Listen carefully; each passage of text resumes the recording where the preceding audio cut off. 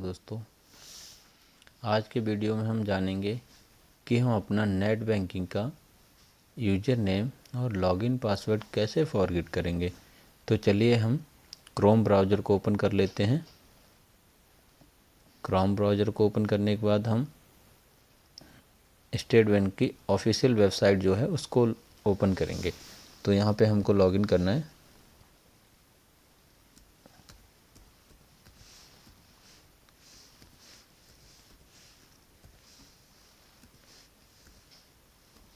online.sbi.sbi, चलिए इसको inter करते हैं और यहाँ हमने online.sbi.sbi को लॉगिन कर लिया। यहाँ लॉगिन करने के बाद में हमें पर्सनल बैंकिंग में लॉगिन करना है। फिर कंटिन्यू टू लॉगिन और फिर यहाँ पे हमको दिख रहा है फॉरगेट माय यूज़र नेम और लॉगिन पासवर्ड। तो अभी हम यहाँ पे अपने लॉगिन पासवर्ड और यूज़र नेम को यहाँ से फॉरगेट कर सकते हैं। तो चलिए फॉरगेट यूज़र नेम पर क्लिक करते हैं।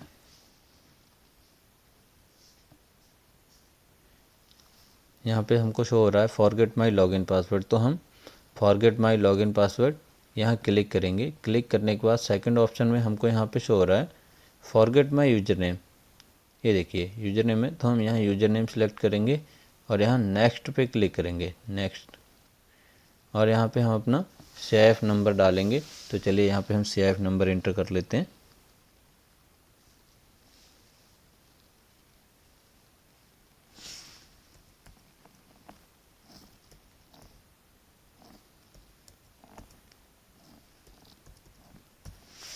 चलिए मैंने यहाँ पे अपना CIF इंटर कर लिया है।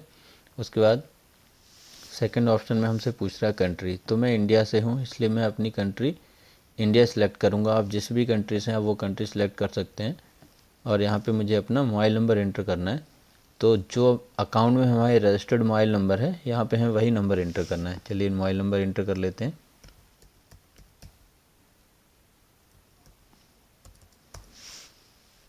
और इसके बाद हमें यहाँ पे कैप्चर कोड सबमिट करना है। ये कैप्चर कोड को यहाँ डालना है हमें। तो कैप्चर कोड डाल लेते हैं। चलिए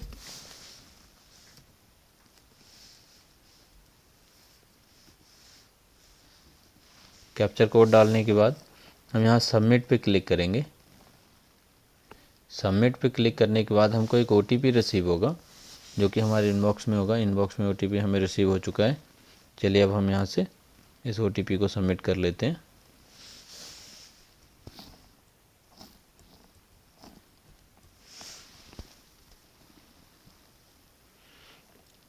अब हम यहाँ से इसको कंफर्म करेंगे।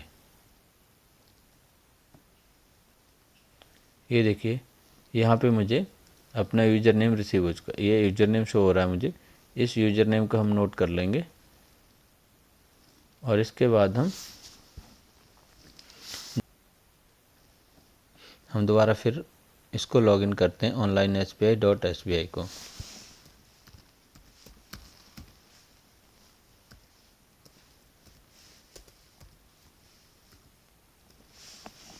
अभी इंटर करते हैं और हम फिर वही उसी वेबसाइट पर आ गए। तो यहाँ आने के बाद हमें फिर लॉगिन, कंटिन्यू टू लॉगिन और फिर हमें यहाँ पे वही फॉरगेट यूज़र नेम और लॉगिन पासवर्ड पर क्लिक करना है।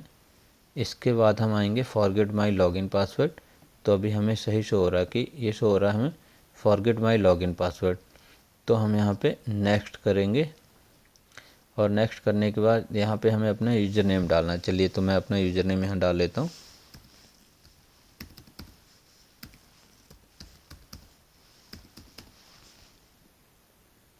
यहाँ पे हमें अपना अकाउंट नंबर इंटर करना है।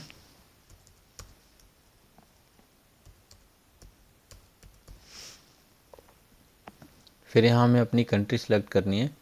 तो हम इंडिया से हैं तो इंडिया डालेंगे। आप जिस कंट्री से हैं आप वो सिलेक्ट कर सकते हैं। और यहाँ पे हमें अपने मोबाइल नंबर इंटर करना है। और उसके बाद हमें अपनी डेट ऑफ बर्थ। तो डेट ऑफ बर्थ कैसे डालनी है? डेट ऑफ बर्थ हम डालेंगे, स्लैश लगाना होगा हमें।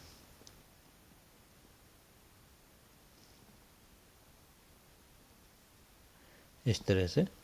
और उसके बाद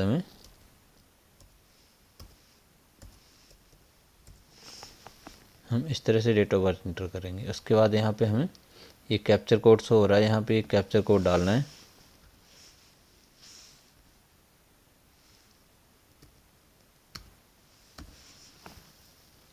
ये हमने कैप्चा कोड डाल दिया और यहाँ पे हम इसको सबमिट कर लेते हैं। चलिए, सबमिट करने के बाद हमें यहाँ पे एक OTP रिसीव हो गया, हम उस OTP को एंटर करते हैं। चलिए,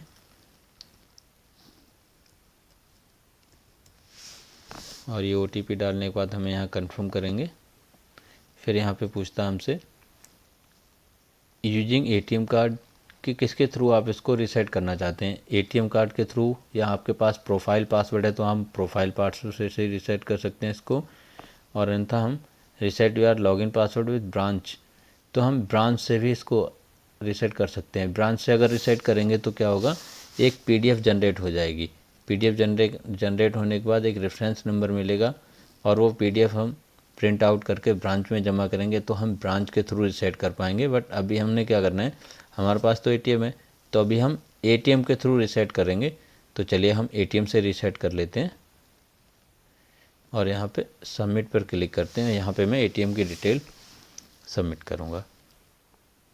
यहाँ पे मुझसे कुछ ATM की डिटेल पूछेगा जो कि मेरे पास ऑलरेडी अवेलेबल है।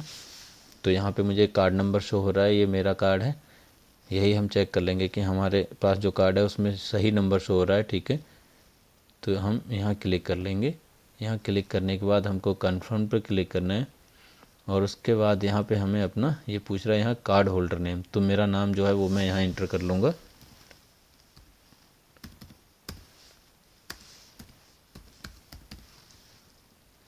आपका जो भी नाम है वो आप यहाँ इंटर करेंगे और उसके बाद में ये यहाँ पे जो है इसकी एक्सपायरी पूछ रहा है। तो यहाँ कार्ड में एक एक्सपायरी डेट लिखी होती है, वो एक्सपायरी डेट आप यहाँ डालेंगे, जो मंथ है वो और जो सन है वो।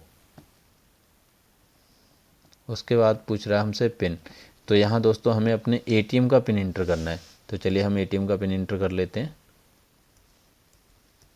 ATM का पिन इंटर करने के बाद जो कैप्चर कोड हमें शो हो रहा है वो कैप्चर कोड हमें यहाँ इंटर करना है। चलिए हम कैप्चर कोड डाल लेते हैं।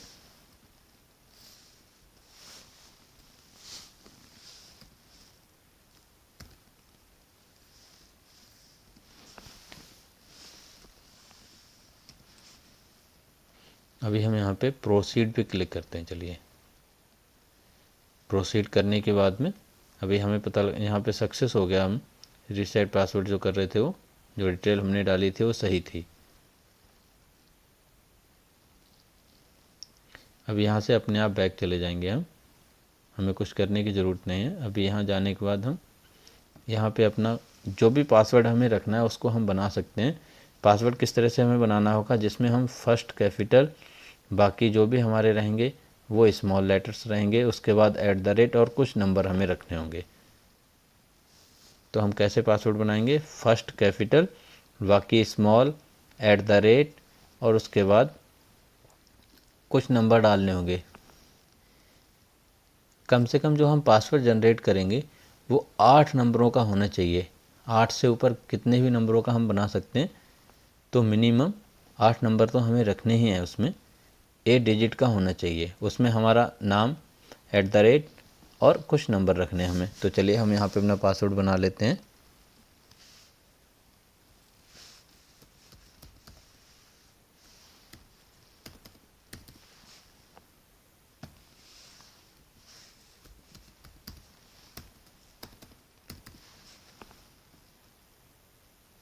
मैंने अपना पासवर्ड बना लिया है, तो मैं यहाँ पे अब सबमिट करता हूँ। देखिए दोस्तों, यहाँ लिख के आ गया your login password have been reset successful. तो मेरा जो पासवर्ड था वो रीसेट हो चुका है। अब मैं इसको योनो में भी लॉगिन कर सकता हूँ और नेट बैंकिंग में भी, दोनों जगह हम इसको सेम पासवर्ड से लॉगिन कर पाएंगे। जो हमने पहले यूज़र नेम निकाला था वो यूज़र नेम, और ये पासवर्ड को हम वहाँ योनो में डालेंगे तो हमारा योनो एप्लीकेशन लॉगिन हो जाएगा। चलिए दोस्तों, वीडियो आप लोगों को कैसी लगी कमेंट करके बताइएगा और मेरे चैनल को सब्सक्राइब करिएगा। वीडियो पसंद आई हो तो कमेंट करें, लाइक करें और सब्सक्राइब करें वीडियो को।